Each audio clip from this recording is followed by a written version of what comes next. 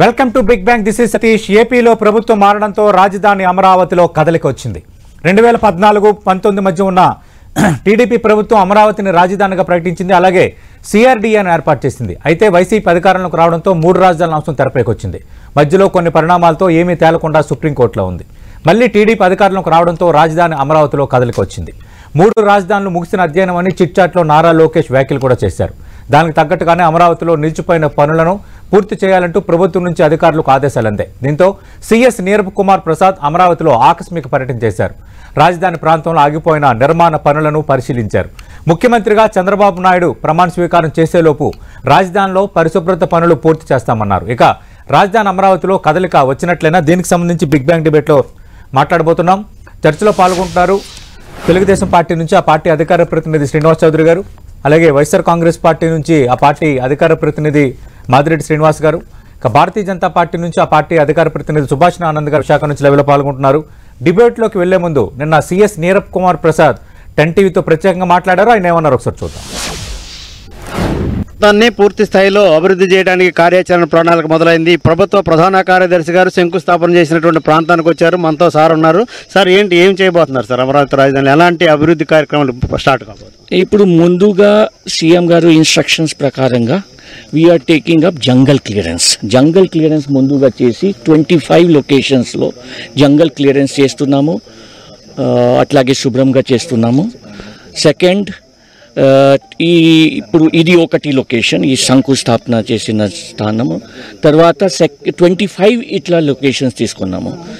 అది కాక మనము స్ట్రీట్ లైట్స్ 94 జేసీబీస్తో మొత్తం క్లీనింగ్ అప్ చేస్తున్నాము. ఈ 12th ఇప్పుడు స్వేరింగ్ ఇన్ అయిపోతుంది. ఆ తర్వాత మళ్ళీ ఆలోచన చేసి ఎట్లా ప్రొసీడ్ అవుతాము. సార్, ఇంకా ఏ విధమైన ఎప్పటి నుంచి అమరావతి ప్రాంతంలో పూర్తి స్థాయిలో రాజధాని నగరం నిర్మాణం అవటం, పెండింగ్ పనులను పూర్తి చేయడానికి ఎంత టైం అయితే అవకాశం ఉంది? అది ఇప్పుడు నేను చెప్పలేము కానీ మన స్వేరింగ్ ఇన్ తర్వాత రివ్యూ చేసి మన ప్లాన్ ఆఫ్ యాక్షన్ తయారు చేసి ఇమీడియట్గా మీకు చెల్లిపరుస్తాను. సార్, ఇప్పుడు సమీపంలో ఏ పనులు చేయాలని మీకు ఇన్స్ట్రక్షన్స్ వచ్చినాయి సార్? స్వేరింగ్ ఇన్, సెకండ్ అమరావతి ఇప్పుడు వచ్చింది 2. ఓకే, ఇది మొత్తం మీద అమరావతి రాజధాని నగరానికి సంబంధించి ఉన్నటువంటి పెండింగ్ పనులన్నీ కూడా పూర్తి చేయాలని, వాటికి సంబంధించినటువంటి ప్రాంతాలన్నీ గుర్తించడం, అక్కడ ఉన్నటువంటి పనులన్నీ కూడా పూర్తి చేయటానికి కావాల్సినటువంటి ఆదేశాలన్నీ కూడా అందినట్లు ప్రభుత్వ ప్రధాన కార్యదర్శి ఈరోజు పేర్కొన్నారు. మొత్తం మీద చూస్తే అమరావతి రాజధాని నగరం ఇక కళకళలాడే పరిస్థితి. ఇప్పుడు వరకు కూడా పెండింగ్లో ఉన్నటువంటి ఏమేమైతే పనులు ఉన్నాయో, అటు రైతులు భూములు ఇచ్చినటువంటి రైతులకు సంబంధించిన సమస్యలు ఉన్నాయో వాటికి సంబంధించినటువంటి అన్ని అంశాలు కూడా పూర్తి చేయటం, అమరావతి నగర నిర్మాణాన్ని వేగవంతం చేసే దిశగానే కార్యాచరణ అంతా కూడా యుద్ధ ప్రాతిపదిక మీద అధికారులకు ఇప్పటికే ఆదేశాలు వెలువడినటువంటి పరిస్థితి ఉంది. ఇవన్నీ కూడా పూర్తి స్థాయిలో నిర్మాణం కార్యక్రమాలు, పెండింగ్ పనులన్నీ కూడా పూర్తి చేయడానికి ఆదేశాలు వచ్చినట్లు కూడా ప్రభుత్వ ప్రధాన కార్యదర్శి ఈరోజు పేర్కొన్నారు. కెమెరామన్ నాగరాజ్తో జయరాజ్, 10 టీవీ, అమరావతి. రైట్, శ్రీనివాస్ చౌదరి గారు, ఇక అమరావతి విషయంలో పూర్తి కదలకు వచ్చిందని అనుకోవాలా? నిన్న సీఎస్ నీరబ్ కుమార్ ప్రసాద్ సుడిగాలి పర్యటన కానీ, అలాగే స్వేరింగ్ ఇన్ సెరమనీ తర్వాత ఇంకా పూర్తి స్థాయిలో ఊపందుకుంటుందని చెప్పడం కానీ. సతీష్ గారు, మొదట మీకు 10 టీవీ ప్రేక్షకులకి, బీజేపీ నేత సుభాష్ గారికి, అలాగే వైసీపీ నేత శ్రీనివాస్ రెడ్డి గారికి నా నమస్కారాలు. నమస్తే అండి. 5 ఏళ్లుగా రాష్ట్ర అమరావతి లేకుండా, రాష్ట్రానికి రాజధాని లేకుండా ఎంత ఇబ్బంది పడ్డారు ప్రజలు చూశారు. ఇప్పుడు ప్రతిపక్షం లేకుండా కూడా మా పరిస్థితి అలానే ఉంది. ఎందుకంటే విధ్వంసం అనేది అమరావతిలో చూసాం. ఆ సీడెడ్ రోడ్లను లోడ్ వేసుకుని ఇసుక గ్రిల్ ఎత్తుకోపోవడం, ఇది కాకుండా పైపులు ఎత్తుకెళ్ళిపోవడం, అలాగే ఐరన్ అంశాలన్నీ కూడా తీసుకెళ్లిపోవడం, చాలా దొంగతనాలు జరిగి. ఒక అమరావతిని చెప్పాలంటే పైన అమ్మవారు, కింద కమ్మవారు అని చెప్పి కుల ప్రాతిపదికన చిచ్చుపెట్టి అమరావతిని నాశనం చేశారు. దాని ఫలితం వాళ్ళు ఘోరాతిఘోరంగా అనుభవించిన విషయం కూడా చూస్తాం. అక్కడ పోరాటం చేసిన రైతులు పాపం వాళ్ళ కష్టాలు ఇంతంతగా సార్ 2600 కేసులు పెట్టారు. మహిళలను చూడకుండా బాటలతో కర్రలతో కొట్టారు. వాళ్ళు దేవస్థానంతో న్యాయస్థానం పోరాటం చేస్తా ఉంటే కూడా ప్రదర్శనకు కూడా అనుమతులు ఇవ్వలేదు. పూర్తి స్థాయిలో వాళ్ళ మీద ఉక్కుపాదంతో ప్రజాస్వామ్యానికి విరుద్ధంగా ఈ ప్రభుత్వం కనీసం చర్చలు కూడా జరపకుండా ధ్వంసం చేశారు. అటువంటి అమరావతి, 5 కోట్ల ఆంధ్ర ప్రజలు కోరుకున్న అమరావతి మళ్ళీ ఈ రోజు పునఃప్రారంభం కావడంతో రాష్ట్ర ప్రజలందరూ కూడా చాలా ఆనందకరంగా ఉన్నారు. ప్లస్ ఏంటంటే ఇప్పుడు చెప్పుకున్నారు, ఇది మన అమరావతి, మన ఆంధ్రప్రదేశ్ అమరావతి అని చెప్పుకునే పరిస్థితికి వచ్చింది. అందుకే ఈ రోజు సిఎస్ గారు పర్యటన ఆగమేఘాలకు వెళ్ళటం, 25 సంవత్సరాలమైన అంశాలను వాళ్ళ దృష్టికి తీసుకెళ్లడం, ఆ 25 ప్రాంతాల్లో ముందు జంగిల్ క్లీనింగ్ చేయటం, దాదాపు 200 పైచిలకు జేసీబీలు వర్క్ చేయటం, ప్రధానంగా ఐఏఎస్ వాళ్ళ క్వార్టర్స్ కానీ, మన జడ్జి వారి యొక్క క్వార్టర్స్ కానీ, ఎంప్లాయీస్ ఎవరైతే ఉన్నారో స్టేట్ రాజధానిలో ఉన్న వాళ్ళకి ఎంప్లాయీస్ కానీ ఇమీడియట్ గా రోడ్డు యాక్సెస్ కానీ ఇవన్నీ కూడా ఇవ్వాలని, అలాగే లైన్స్, కరెంట్ లైన్స్ అన్ని ఇవ్వడానికి అన్ని రకాల ఏర్పాట్లు సిఎస్ గారు చూస్తున్నారు. యుద్ధ ప్రాతిపదికగా ఒకటి జరుగుతా ఉంది. బాబు గారు ప్రమాణ స్వీకారం ముందే కనీసం క్లియరెన్స్ రావాలని చెప్పి ఒక ఆ నమ్మకాన్ని, భరోసాన్ని అక్కడ రైతులకు ఇవ్వడమే కాకుండా రాష్ట్ర ప్రజలు ఏదైతే కోరుకొని అభివృద్ధిని కోరుకొని ఓటేశారో మా మీద బృహత్తరమైన కార్యక్రమం ఉంది. గత ప్రభుత్వం చేసిన విధ్వంసాలను కూడా చూస్తున్నాం. వాటన్నిటి కూడా సర్దిద్దుకొని మళ్ళీ సన్ రైజ్ ఆంధ్రప్రదేశ్ తీసుకెళ్లాలి. రాష్ట్ర ప్రజల గుర్తింపుని, రాష్ట్ర ప్రజల ఐకాన్ని ఈ రోజు అమరావతి, ఆ రోజు ఇంద్రుడు పరిపాలించిన అమరావతి, ఈరోజు చంద్రబాబు పరిపాలించబోయే అమరావతికి అద్భుతమైన మార్పులు చేర్పులు తీసుకురావాలనే ఆలోచనతో రాష్ట్రం చాలా సమిష్టిగా ముందుకెళ్తా ఉంది. ఒక పక్క లోటు బడ్జెట్ ఉన్నా మేము పట్టించుకోవటం, ఎందుకంటే మా రాష్ట్ర ప్రజలు ఏదైతే కోరుకున్న ఆకాంక్షలు ఉన్నాయో ఫస్ట్ నెరవేర్చాలి. ఏదైతే బాబు గారు చెప్పారో మొదటి 2 ఫైళ్లు ల్యాండ్ టైటిల్ లెక్క రద్దు చేస్తానని, అదేవిధంగా డిఎస్సీ మీద మెగా డిఎస్సీ సంతకం పెడతానని చెప్పి ఇవన్నీ కూడా మా ముందున్న పెద్ద పెద్ద టాస్కులు. దేనికి వెర్రం జనసేన, తెలుగుదేశం పార్టీ, బీజేపీ కూటమి ఎవరైతే అభ్యర్థి నిలబడ్డారో వాళ్ళందరూ కూడా ఆశీర్వదించి నమ్మి మమ్మల్ని గెలిపించిన ప్రజల యొక్క ఆశయాలను ఒక్క నిమిషం, ఒక్క క్షణం కూడా వేస్ట్ చేయకుండా ఈరోజు పార్టీ పనిచేస్తా ఉంది, కూటమి పనిచేస్తా ఉంది. ఈరోజు రాష్ట్రంలో, దేశంలో కూడా కీలక పాత్ర పోషిస్తున్న తెలుగుదేశం పార్టీ కూటమి, ఎన్డీఏ కూటమి 2 డబుల్ ఇంజిన్ సర్కార్లతో ఈ రోజు అమరావతి 3 ఏళ్లలో పూర్తి చేస్తాం, 2 ఏళ్లలో పోరాటం పూర్తి చేస్తాం. ఇది మా టాస్క్. ఇది జగన్మోహన్ రెడ్డి గారు ప్రభుత్వం చెప్పినట్టు విజన్ 2021, 22, 23 అని చెప్పే పరిస్థితి కాదండి. వాళ్ళు చెప్పేయాలి, అవాస్ పాలయ్యారు, అని నష్టపోయారు. తెలుగుదేశం పార్టీ మాత్రం మాట తప్పదు. 100% ఈ 2 ప్రాంతాలు, 2 కళ్ళు, అమరావతి, పోలవరం 2 కళ్ళు పూర్తి చేస్తాం. చెప్పిన ముందు ఆమె అది డిఎస్సీ కావచ్చు, ల్యాండ్ టైటిల్ రద్దు చేస్తాం. అమరావతికి ఒక అద్భుతమైన కళ తీసుకొచ్చి గతంలో చాలా తప్పులు పనిచేశారు. అదే గ్రాఫిక్స్ అని, నవనగరాలు కాదని అనేక అంశాలు చూడండి, యూనివర్సిటీస్ కానీ, ఐటీఐ డిపార్ట్మెంట్స్ కానీ, అదేవిధంగా కేంద్ర ప్రభుత్వ సంస్థలు కానీ అనేక అంశాలు ఈరోజు 1,00,000 కోట్ల ప్రజలు సంపద సృష్టించే ఏర్పాట్లు పడ్డాము. మీకు తెలుసో తెలియదో అమరావతికి ముందు అక్కడ దగ్గరలో చిన్న మా ఫ్రెండ్ 10 లక్షలకు చిన్న పెట్టుకుంటే ఈ రోజు 50 లక్షలు అయిపోయింది. 2 లక్షలు పెరుగుతోంది. అంటే ఇన్కమ్ సోర్స్ పెరుగుతోంది, రిజిస్ట్రేషన్ ఛార్జ్ పెరుగుతాయి. సో సంపద సృష్టి అనేది ఒక విజన్ ఉన్న ముఖ్యమంత్రితో స్టార్ట్ అయింది. ఏ విజన్ అయితే లేదో జగన్మోహన్ రెడ్డి గారు రాష్ట్రాన్ని అప్పుల పాలు చేసి దివాళీ ఇచ్చాడు. ఆ సంస్కృతి మనకు రాకూడదని మళ్ళీ పూర్వవైపు పుంజుకోవడానికి ఆంధ్రప్రదేశ్ బ్రహ్మాండంగా నాయకత్వంలో బాబు గారి, పవన్ కళ్యాణ్ గారి, పురంధరేష్ గారి నాయకత్వం రోజు రాష్ట్రం మేఘాల మీద డబుల్ ఇంజిన్ సర్కార్స్ తో ముందుకెళ్తున్నాం. ఎక్కడ ఎవరికి ఏ విషయంలోనూ మేము లాండ్ ఆర్డర్ పరంగా ముందు కాపాడుకుంటూ ఏ ఇబ్బంది రాకుండా రాష్ట్ర రాజధానికి మకుటం లేని రాజధాని నిలపడానికి తెలుగుదేశం పార్టీ, మా కూటమి, ఎన్డీఏ కూటమి కగన కడుకుని సార్ కట్టుబడతాం, పనిచేస్తాం, ఆచరణ చూపిస్తాం, ప్రజల మెప్పు పొందుతాం. రైట్. మాదిరెడ్డి శ్రీనివాస్ గారు, మనం చూస్తున్నాం ఆంధ్రప్రదేశ్ రాజధాని అమరావతి విషయంలో కదలిక వచ్చింది. అలాగే నిన్న సిఎస్ సుడిగాలి పర్యటించారు. అలాగే మొన్న చిట్చాట్లో నారా లోకేష్, తెలుగుదేశం పార్టీ జాతీయ ప్రధాన కార్యదర్శి, మాజీ మంత్రి ఒక కామెంట్ కూడా చేశారు, ఇంకా 3 రాజధానులు ప్రసక్తే ఉండదు, అది ముగిసిన అధ్యయనం అని. దీనిపై మీ కామెంట్ ఏంటి? నమస్కారం సతీష్ గారు, మీకు 10 టీవీ వీక్షకులకు, శ్రీనివాస్ చౌదరి గారికి, సుహాసిని ఆనంద్ గారికి అందరికి కూడా గుడ్ మార్నింగ్ అండి. Good morning. ముందుగా ముచ్చటగా మూడవసారి ప్రధానమంత్రిగా బాధ్యతలు స్వీకరించినటువంటి నరేంద్ర మోడీ గారికి హార్దిక శుభాకాంక్షలు. ఇదే సందర్భంలో 5 తెలుగు వారికి అవకాశం ఇచ్చి 5 తెలుగు వారు కేంద్ర కేబినెట్ లో పాల్పంచుకోవటాన్ని, భాగస్థులు కావడాన్ని స్వాగతిస్తూ ఆంధ్రప్రదేశ్ రాష్ట్ర ప్రజలకు, తెలుగు ప్రజలకు అంతా మంచి జరగాలని చెప్పేసి ఆశిస్తూ, ఇక అమరావతి విషయానికి వస్తే మన ప్రసాద్ కుమార్ గారు something subject correction, Neerabh Prasad గారు అనుకుంటా. వారు చాలా చాలా చాలా చాలా సిన్సియర్ ఆఫీసర్ అండి.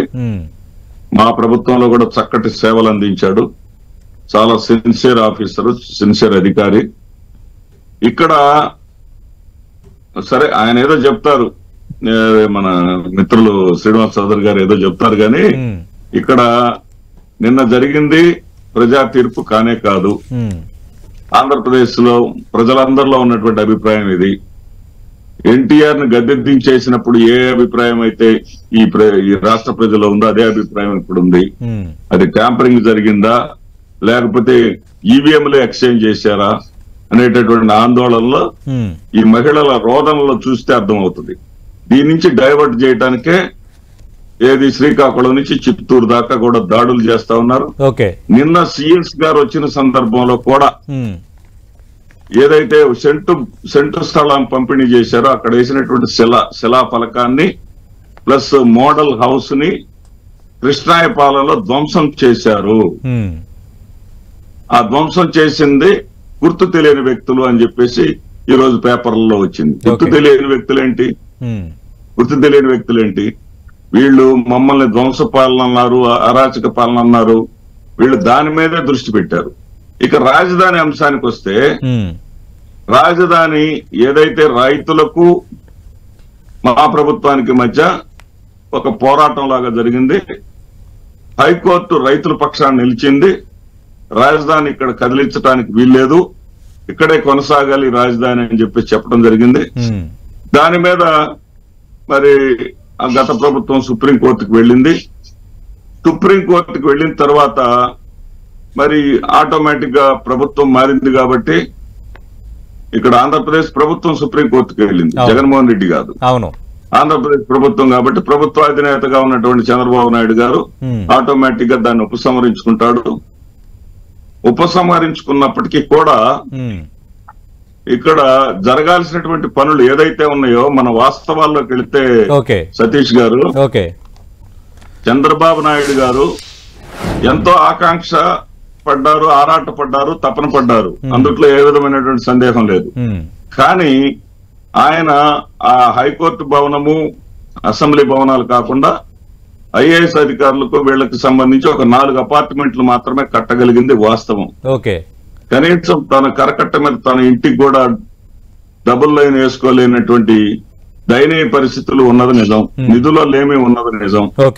ఏదైతే అరకొర నిధుల శాంక్షన్ కొరకు అప్పట్లో బిల్లులు పెట్టారో అవన్నీ కూడా శ్రీనివాస్ గారు గత 5 ఏళ్లలో మీరేం చేశారు?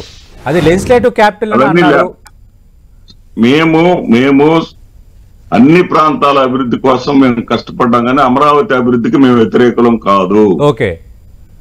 అమరావతి అభివృద్ధికి వ్యతిరేకులం కాదు.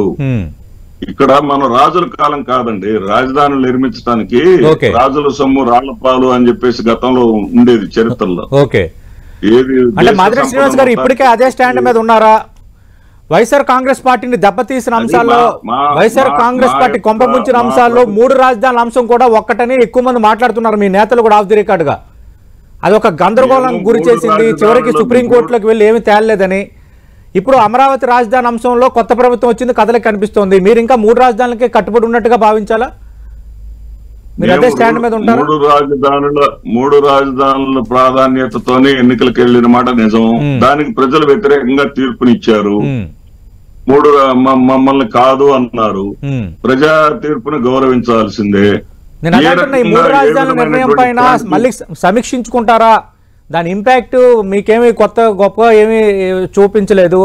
మీరు అనుకుంటున్న విశాఖ పరిపాలన రాజధాని పరంగా మనం చూసుకున్నా అక్కడ హైయెస్ట్ మెజార్టీలతో తెలుగుదేశం పార్టీ అభ్యర్థులు గెలిపించారు అక్కడ ప్రజలు. కావచ్చు సార్. 8 జిల్లాల్లో 0 పెర్ఫార్మెన్స్ ఇచ్చినటువంటి వైఎస్ఆర్సీపీకి విశాఖలో 2 స్థానాలు గెలిపించిన సంగతి కూడా మీరు గుర్తుపెట్టుకోండి.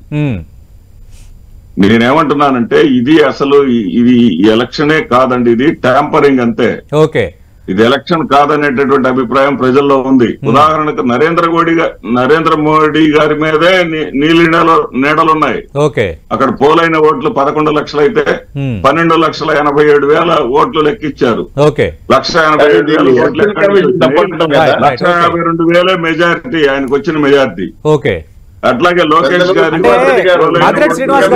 మాదిరెడ్డి శ్రీనివాస్ గారు ఎందుకు ఓడిపోయావు అని మీ పార్టీ నేతలు ఒక్కొక్కరు బహిరంగంగా మాట్లాడుతున్నారు. కొందరు బయటకు మాట్లాడడానికి భయపడి కొందరు ఆఫ్ ది రికార్డ్ మాట్లాడుతున్నారు. ఈ తర్వాత కూడా మోసం జరిగింది, ట్యాంపరింగ్ జరిగిందని ఆరోపణలు చేయడం కరెక్టేనా? ప్రజా తీర్పును ఎవరైనా తీసుకోవాలి కదా. గతంలో తెలుగుదేశం పార్టీకి 23 వచ్చాయి. తప్పు లేదు, జరిగిన అన్యాయాలను ప్రస్తావించడంలో తప్పు లేదు. ఈ రకంగా ఇంతటి ప్రజా వ్యతిరేకతకు సంబంధించినటువంటి కార్యక్రమాలు మేమేమీ చేయలేదు. మేము ఏదన్నా చేసి ఉన్నాము, తప్పు చేసి ఉన్నాము అంటే పేదల పక్షాన ఉండటం మాత్రమే మేము చేసింది. అదే తప్పు అనేది ఎక్కడ కూడా అనరు కదా. రేపు రాబోయే ప్రభుత్వం కూడా పేదల పక్షానే ఉంటుంది కదా. అది ఎలా తప్పు? పేదలు పెత్తందారుల మధ్య పోరాటం అన్న స్లోగన్ కూడా బాగా దెబ్బతీసిందని మీ పార్టీ నేతలు వ్యాఖ్యానిస్తున్నారు. రైట్, అది వేరే చర్చ, అది కూడా మనం మాట్లాడదాం. రైట్, అది వేరే చర్చ, అది కూడా మాట్లాడదాం. సుభాష్ ఆనంద్ గారు okay, YSR Congress party versus TDP మధ్య రాజధాని అంశం ఒక ఎత్తు. అయితే ఇప్పుడు కేంద్రం ఏ స్థాయిలో ఆదుకోబోతుంది అమరావతికి అనేది కీలకం. ఇప్పుడు ఎందుకంటే మీ సహకారం లేకుండా అమరావతిని మళ్ళీ చంద్రబాబు నాయుడు ప్రభుత్వం అంత ఈజీగా కన్స్ట్రక్టివ్గా ముందుకు తీసుకెళ్ళని పరిస్థితి. ఇక్కడ నిధుల సమస్య అనేది కీలకం. మీరు గతంలో కొన్ని నిధులు ఇచ్చినప్పటికీ కూడా దానికి సంబంధించి మీరు వైఎస్ఆర్ కాంగ్రెస్ పార్టీ మీద కూడా కొన్ని ఆరోపణలు చేశారు. ఇప్పుడు ఆంధ్రప్రదేశ్ రాజధాని అమరావతికి పూర్తి స్థాయిలో సహకరిస్తారా? ఏ విధంగా మీ నుంచి సహకారం ఎక్స్పెక్ట్ చేయొచ్చు? సతీష్ గారు నమస్కారం. ప్యానెల్లోని పెద్దలందరికీ నమస్తే.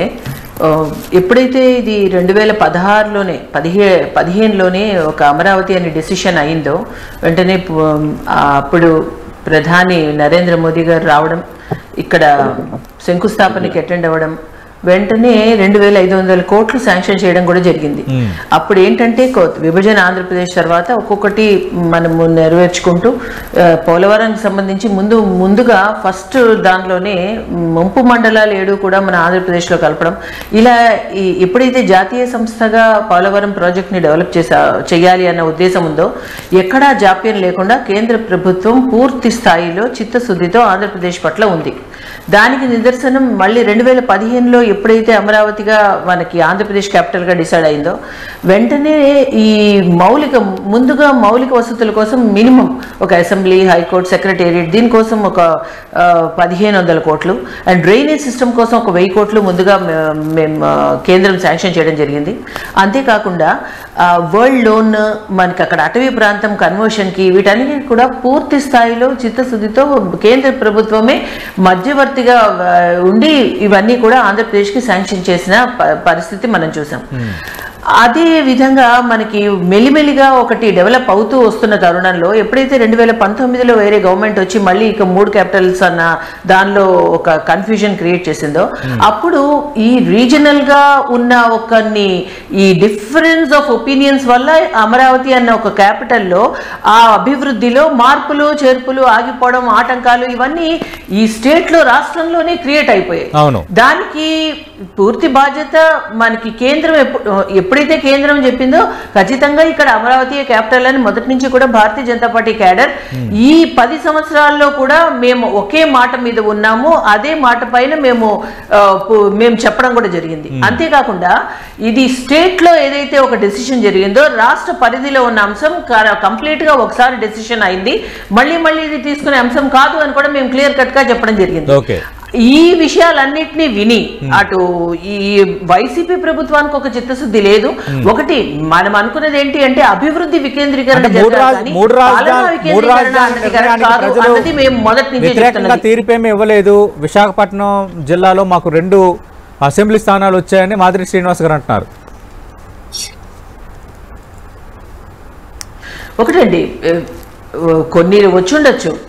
ఎటొచ్చి ఏంటంటే విశాఖపట్నాన్ని కూడా అది ఆల్రెడీ కొంత మంచి ఇప్పుడు మొత్తం ఆంధ్రప్రదేశ్లో చాలా అభివృద్ధిలో నడుస్తున్న సిటీ ఏదైనా ఉంది అంటే ఖచ్చితంగా అది విశాఖపట్నం సిటీ. గతం నుంచి కూడా ఇప్పటి వరకు చంద్రబాబు నాయుడు గారు కూడా ఎప్పుడూ అంటూ ఉంటారు విశాఖ మన ఆర్థిక రాజధాని అని. ఎందుకు ఇప్పుడు సిఐఏ పార్ట్నర్షిప్ మీట్స్ ఇవన్నీ కంటిన్యూస్ గా విశాఖపట్నంలో పెట్టడానికి కారణం ఏంటి? సో ఇప్పుడు కూడా ఏంటి అంటే ఎన్డీఏ కూటమిగా మా నినాదం అమరావతి అన్నది ఒకటి క్రిస్టల్ క్లియర్ గా ఒక క్యాపిటల్, దానిని ఒక న్యూ మోడల్లో ఒక కనెక్టివిటీతో కొత్తగా తయారు చేస్తాము. తయారు చేయడంతో పాటు ఈ అభివృద్ధి అన్నది ఖచ్చితంగా అటు శ్రీకాకుళం నుంచి ఇటు కర్నూలు వరకు పూర్తిగా మనకి ఏంటంటే నదీ పరివాహక ప్రాంతం ఎక్కువ ఇప్పుడు ఆంధ్రప్రదేశ్ లో కొంచెం లాంగ్ గా ఉంటుంది. సో ఖచ్చితంగా అభివృద్ధి వికేంద్రీకరణ అన్నది ఆంధ్రప్రదేశ్ లో జరగాలి అన్నదే అందరి ఆలోచన కూడా. సో దాన్ని ఇది మళ్ళీ కోర్టులోకి వెళ్ళడం, మళ్ళీ రావడం, మళ్ళీ స్పెషల్ లీవ్ పిటిషన్స్ వేయడం, సుప్రీం కోర్టులోకి వెళ్ళడం, ఇవన్నీ కొంత గందరగోళ పరిస్థితి ఉన్నా ఏదైతే మొదటి నుంచి ఆల్రెడీ కేంద్రం అంటున్నది ఒకటి, మేము కేంద్రం నుంచి ఇంత పెద్ద ఎత్తున మేము శాంక్షన్ చేసుకోవాల్సిన బాధ్యత కూడా రాష్ట్రంలో. హైకోర్టు తీర్పు ప్రభుత్వ పరంగా సుప్రీంకోర్టులో అప్పీల్ చేశారు కాబట్టి మళ్ళీ ఇప్పుడు టీడీపీ కూటమి ప్రభుత్వం వచ్చింది కాబట్టి ఖచ్చితంగా దాన్ని విత్డ్రా చేసుకునే అవకాశాలు ఎక్కువగా ఉన్నాయి. అది పెద్ద సమస్య కాదని నాకు అనిపిస్తుంది అంటే ఓవరాల్గా చూసేటప్పుడు. శ్రీనివాస్ చౌదరి గారు ఖచ్చితంగా మీరు వచ్చారు, అమరావతిలో కదలికి వచ్చింది. గతంలో 2014-19 టైంలో మీరు అధికారంలో ఉన్నారు, మీరు తీసుకున్న నిర్ణయం ఇది. అయితే ప్రజా తీర్పుకు సంబంధించి మాదిరెడ్డి శ్రీనివాస్ గారు కొన్ని కామెంట్స్ చేశారు. అంటే 3 ప్రాంతాలకు సంబంధించి 3 రాజధానులు, పరిపాలన వికేంద్రీకరణ, వీటన్నిటికి సంబంధించి మేము తీసుకున్న నిర్ణయాలు ఏమీ వ్యతిరేకం కాదు, ప్రజా తీర్పుపై కొన్ని అనుమానాలు ఉన్నాయన్న అంశాన్ని ప్రస్తావిస్తూనే రాజధానుల విషయంలో 3 రాజధానుల అంశానికి మేము కట్టుబడి ఉన్నామని చెప్తున్నారు. ఇప్పుడు సచిన్ పవన్ సాగు కొట్టడం మాకు ఇష్టం లేదు, ఎందుకంటే ప్రజల తీర్పుని వాళ్ళు వ్యతిరేకిస్తున్నారు, ఎలక్షన్ కమిషన్ అవమానిస్తున్నారు. వాళ్ళు మొదటి నుంచి న్యాయ వ్యవస్థలను గౌరవించట్లేదు, ప్రభుత్వ సంస్థలను గౌరవించట్లేదు, వాళ్ళు వ్యవస్థలు మేనేజ్ చేసి అలవాటు చేస్తున్నారు. కాబట్టి ఈ 5 ఏళ్లలో జరిగిన పరిపాలన చూశారు మీరు. ఈరోజు చూడండి, వైనాట్ 175 అని చెప్పిన జగన్మోహన్ రెడ్డి గారికి వైనాట్ 11 వచ్చింది. చెప్పండి మీరే, మా ఇంటికి కూడా పేకలేరని చెప్పి 11 పైన పెట్టి మీరు పీకేశారు కదా. ఇలాంటివన్నీ జరిగినా కూడా వాళ్ళు సమీక్ష చేసుకోవాలా, వాళ్ళకి ఇష్టం లేదు, ఎందుకంటే వాళ్ళ లాభం అడ్డు వస్తుంది. నేను ఒకటే మాట చెప్తున్నా సార్, ప్రజల తీర్పుని గౌరవించడం అనేది జగన్మోహన్ రెడ్డి గారి బాధ్యత. అది కాకుండా ప్రజలు మమ్మల్ని మోసం చేశారని చెప్తున్నా నాకు అర్థం కాలేదు. ఇది వింత వాదన, ప్రపంచంలో ఎక్కడ చూడాలి. ప్రజల తీర్పుని గౌరవించారు ఎవరైనా, ఈయన ప్రజలు మోసం చేశారు నన్ను. అవాతాతలు చేసిన పింఛన్ డబ్బులు ఏమయ్యాయి, వాళ్ళు ఏమయ్యాయి సార్. ఆంధ్ర రాష్ట్రాల కలసరు అమరావతి, దాన్ని సాకారం చేయాలి. అందుకే ఈరోజు పెద్ద ఎత్తున ప్రతిపక్ష కూటమికి ఎందుకు ఇంత భారీ మెజార్టీ ఇచ్చారు, దాన్ని గౌరవించాల్సిన బాధ్యత వైఎస్ఆర్సీపీ పార్టీగా. ప్రతిపక్ష హోదా అన్ని మమ్మల్ని అసెంబ్లీ గేటు కూడా తాకనేమని చెప్పిన వీళ్ళు చివరికి ప్రతిపక్ష హోదా కూడా కోల్పోయారు. అదే మొన్నటి వరకు మాకు రాజధాని లేదు, ఇప్పుడు ప్రతిపక్షం లేదు. ఇంత అవమానకరంగా వాళ్ళకు జరిగినా కూడా సార్ అధికారాలు శాశ్వతం కాదు. ఇదేమి 5 ఏళ్ల తర్వాత ఇంకోరు వస్తారని చెప్పట్లేదు. కానీ మేము అనుకున్న పనులు ప్రజలు ఏ తీర్పు అయితే ఇచ్చారో ఆ తీర్పుకి ఇప్పుడు 3 రాజధానులు మీరు చెప్పి వేరే ఎన్నికలకు రాలా, మళ్ళీ మార్చారు, అది జనాలు ఒప్పుకోవాలా. తర్వాత అమరావతిలో రైతులు గొడవ సార్, నాకు అర్థం కాలేదు. అమరావతిలో బాధలు ఇచ్చిన కన్న బిడ్డలు లాంటి భూములు ఇచ్చిన వాళ్ళని పట్టించుకోలేదు మీరు కనీసం. అక్కడ కనీసం చర్చలు జరపలేదు. సో అమరావతి రాజధాని వద్దని రాయించిన లెటర్ జగన్మోహన్ రెడ్డి గారు. నేను చెప్తాను, వైజాగ్ జోన్ అని లెటర్ రాయించాడు, అమరావతి వద్దని లెటర్ రాయించాడు, Tirupati Bengaluru to Kadapa doubling line వద్దని రాయించాడు, జలశక్తి నిధులు నాకు వద్దని రాయించాడు, టిట్కో ఇండ్లు లోన్లు ఇవ్వండి అని చెప్పి రాయించాడు. ఇవన్నీ వస్తాయి, లెటర్లు వస్తాయి సార్. నేను చెప్పే అభియోగాలు కాదు ఇవన్నీ, నేను టెక్స్ట్ వచ్చేటివన్నీ ఇవే.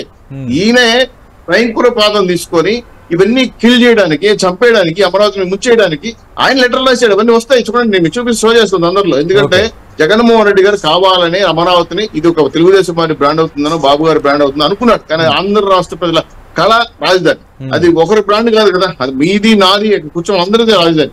కాబట్టి ప్రజలు ఏమన్నారంటే మీ 3 సార్ ఎస్టీ ఎస్సీ, నా ఎస్సీ, నా బీసీ, నా ఎస్టీలు అన్నారు కదా. 36 ఎస్టీసీ కాన్స్టిట్యూన్సీలో 33 తెలుగుదేశం పార్టీ కుటుంబం గెలుచుకునేది. మీరు ఇచ్చిన 3 కూడా కదా, దాన్ని 3 వచ్చేసేవి. కాబట్టి మేము ఆడితే ఎట్లా అంటే వైజాగ్ లో ఉంచారు అరకు దగ్గర, నేను కాదనట్లేదు. అంటే ఇది ప్రతిపక్ష పార్టీగా మీకుండే అవసరాలు గెలుచుండొచ్చు, కానీ రాష్ట్రం అంతా తీర్పు వ్యతిరేకంగా ఉంది కదా. ఎంత పెద్ద ఎత్తున వ్యతిరేకించారో మీరు చూశారు.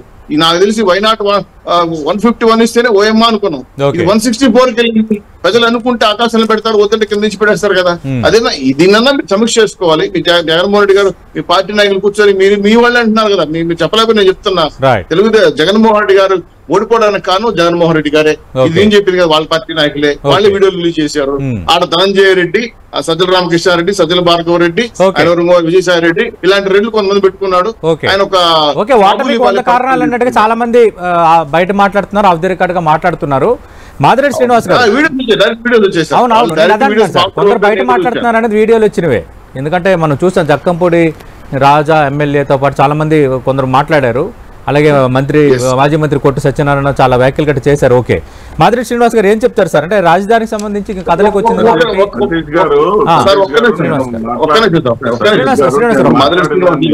పెద్దోళ్ళు చెప్పుంటారు సార్, చేస్తుంటే పరిణామం. జగన్మోహన్ రెడ్డి గారు ఎన్నడే మాదిరెడ్డి శ్రీనివాస్ గారు కూడా ఇష్టం లేదు, చెప్పుండొచ్చు. జగన్మోహన్ రెడ్డి ఎన్న సార్ ఒక టైప్ ఆఫ్ మెంటాలిటీ ఉండదు. ఇప్పుడైనా ప్రజల తీర్పుని గౌరవించడం క్యాపిటల్ ఇష్యూ. మాదిరెడ్డి శ్రీనివాస్ గారు సతీష్ గారు మాట్లాడండి సార్. ముందుగా నేను చెప్పింది ఏంటంటే మేము 3 రాజధానులకి కట్టుబడి ఎన్నికలకు వెళ్ళాము, ప్రజలు కాదన్నారు అన్నాను సార్. మీరు ఒకసారి గమనించండి. నేను చెప్పింది ఏంటంటే ప్రజలు కాదన్నారు. ఇక వాళ్ళ ఇష్టం, వాళ్ళు ఏం చేస్తారనేది వాళ్ళు గతంలో కూడా చెప్పినవేమీ చేయలేకపోయారు. ప్లాట్లు ఇస్తామని ఇవ్వలేకపోయారు. అవన్నీ ఇవ్వండి, చెయ్యండి. ఈ ప్రాంతవాసిగా, ఈ గుంటూరు ప్రాంతవాసిగా మరి మా దగ్గరలో ఉన్నటువంటి ప్రాంతం అభివృద్ధి అయితే మాకు సంతోషమే, మేమేం కాదంటలా. ఇక్కడ నేనేమంటున్నానంటే నిజంగా నిజాయితీగా ఏది గ్రాఫిక్స్ చూపించారు గతంలో, నిజంగా భవనాలు ఏమి లేవు అక్కడ. కట్టిన 4 భవనాలు తప్ప భవనాలు ఏమి లేవు. అలా కాకుండా నిజంగానే ఆర్గనైజేషన్స్ తీసుకురండి, ఇన్స్టిట్యూషన్స్ తీసుకురండి, ఇండస్ట్రీస్ తీసుకురండి. ఇది రాజుల కాలం కాదు, రాజధాని నిర్మించలేమనేది చెప్పడమే నా ఉద్దేశం. అంతేగాని రాజధాని నిర్మించడానికి లక్షల కోట్లు, ఆయనే చెప్పాడు లక్షల కోట్లు కావాలి అని చెప్పేసి. అదే కాకుండా విశాఖపట్నంలో పోటీ చేసినటువంటి ఎంపీ క్యాండిడేట్ గా పోటీ చేసినటువంటి భరత్ గారు కూడా చెప్పారు అమరావతి ముగిసిన అధ్యాయం అని. ఇప్పుడేమో లోకేష్ గారు అంటున్నారు. అవకాశవాదంగా మాట్లాడేటటువంటి మాటలు కాకుండా చిత్తశుద్ధితోటి, నిజాయితీతోటి వాళ్ళు ఏదైతే మేము 3 రాజధానుల కోసం మేము పోయినప్పుడు వాళ్ళు ఏదైతే శాసన మండలిలో అడ్డగిచ్చి వాళ్ళకి బలగం ఉందని చెప్పేసి అడ్డగిచ్చి గందరగోళం చేశారో అలాంటివి చేయకుండా మేము సహకరిస్తాం. మీరు చెయ్యండి, అన్ని ప్రాంతాలను అభివృద్ధి చేయండి, అన్ని ప్రాంతాలను అభివృద్ధి చేయండి. అదేవిధంగా ప్రజలు మోసం చేశారని మేము అనలేదండి ఎక్కడ కూడా. వాళ్ళు వక్రీకరించి రాసుకున్నారు, వాళ్ళ పత్రికల్లో రాసుకున్నారు. అది ప్రజలు మోసం చేశారని జగన్మోహన్ రెడ్డి గారు అన్నారు. ప్రజలు ఆవేదన చెందుతున్నారు. ప్రజలు మా ఓట్లు ఏమైపోయినాయి, మా ఓట్లు ఏమైపోయినాయని ప్రజలు ఆవేదన ఉన్నారు. సమాధానం కావాలి.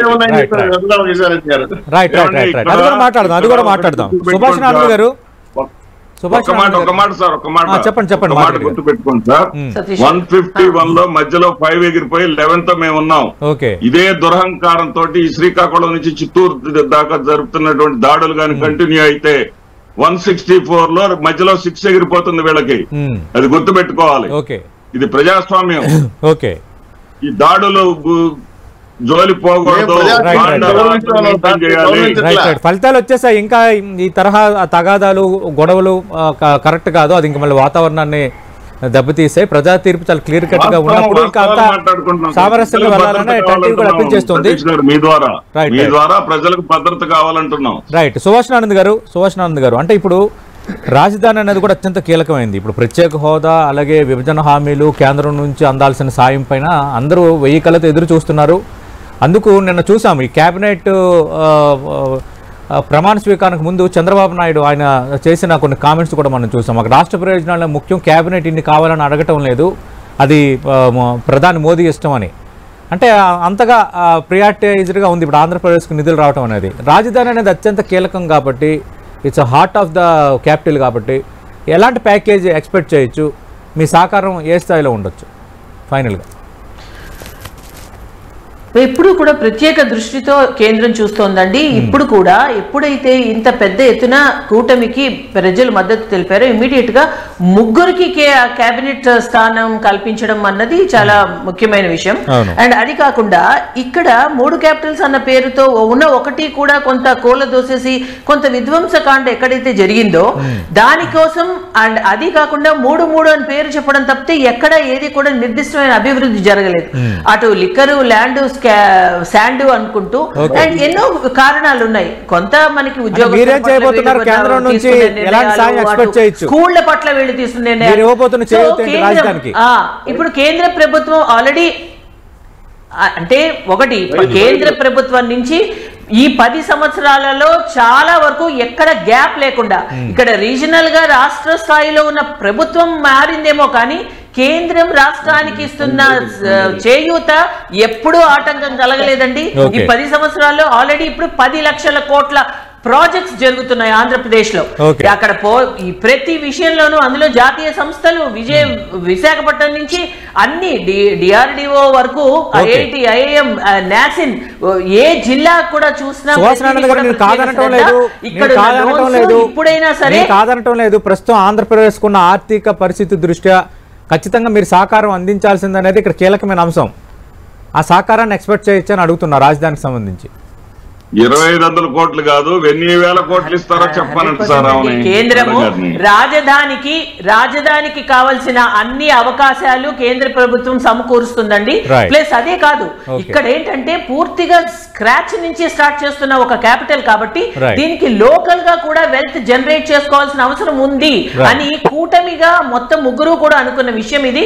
ఖచ్చితంగా దీని పట్ల ఒక డెసిషన్స్ ఆ విధంగానే ఉంటాయి. ఇంటర్నేషనల్ గా కూడా పరిశ్రమలు అవన్నీ కూడా ఈ రాష్ట్రానికి వస్తాయి. ఇంకా ఇక్కడ అభివృద్ధి పరుగులు పెడుతుంది. ఖచ్చితంగా డబుల్ ఇంజన్ సర్కార్ ఏదైతే వస్తే ఇక్కడ అభివృద్ధి బాగుంటుంది అని ప్రజలు ఆకాంక్షించారో ఆ ఆకాంక్షకి తగ్గట్టుగా ఇక్కడ అభివృద్ధి జరుగుతుంది అని మేము ఖచ్చితంగా చెప్పగలం. రైట్. ఖచ్చితంగా ఇప్పుడు ఆంధ్రప్రదేశ్ సంబంధించి అభివృద్ధి జరగాలని అందరం ఖచ్చితంగా కోరుకుందాం. థ్యాంక్ యూ సుభాష్ ఆనంద్ గారు, థ్యాంక్ యూ మాదిరెడ్డి గారు, థ్యాంక్ యూ శ్రీనివాస్ చౌదరి గారు. మళ్ళీ ఆంధ్రప్రదేశ్ రాజధాని అమరావతి విషయంలో కదలికి వచ్చింది. స్పెసిఫిక్గా సిఎస్ సుడిగాలి పర్యటన నేపథ్యం అనేది ఒకటైతే, ముఖ్యమంత్రి మంత్రుల ప్రమాణ స్వీకారం తర్వాత దీనిపైన ఒక కార్యాచరణ అనేది సిద్ధమవుతుంది, ఒక ప్లాన్ ఆఫ్ యాక్షన్ సిద్ధమవుతుందని నీరబ్ కుమార్ ప్రసాద్ ఆంధ్రప్రదేశ్ కొత్త సీఎస్ చేసిన వ్యాఖ్యలు కూడా మనం ఇక్కడ అండర్లైన్గా చూడాలి. అట్ ది సేమ్ టైం ఇక్కడ కేంద్ర సాయం కూడా అత్యంత ఇంపార్టెంట్ రాజధానికి సంబంధించి. మరి ఇప్పుడున్న పరిస్థితుల్లో కేంద్రం నుంచి ఒక బెస్ట్ ప్యాకేజ్ సహకారం కూడా ఆస్థాయిలో లభించబోతుందని ఢిల్లీ నుంచి వస్తున్న ఇన్ఫర్మేషన్ బట్టి తెలుస్తోంది. అందుకే 3 క్యాబినెట్, ఒక ఎంఓఎస్, లేదంటే 2 క్యాబినెట్, 2 ఎంఓఎస్, ఒక డిప్యూటీ స్పీకర్ పదవిని కేంద్రం ఆఫర్ చేసినప్పుడు కూడా చంద్రబాబు నాయుడు మీ ఇష్టానికి తగ్గట్టుగా ఇవ్వండి, కానీ నాకు ప్రయోజనాలు, రాష్ట్ర ప్రయోజనాలు ముఖ్యమని కరాఖండిగా చెప్పిన నేపథ్యం అనేది ఆంధ్రప్రదేశ్ రాష్ట్రానికి సంబంధించి రావాల్సిన నిధులపై కేంద్ర సహకారాన్ని అడగటమే అనేది మనం జాతీయ మీడియాలో కూడా ఆ తరహా కథనాలు చూసాం. ఏదేమైనా ఆంధ్రప్రదేశ్ అభివృద్ధి జరగాలని మనం అందరం కూడా కోరుకుందాం. ఇది వాటి బిగ్ బ్యాంగ్ డిబేట్.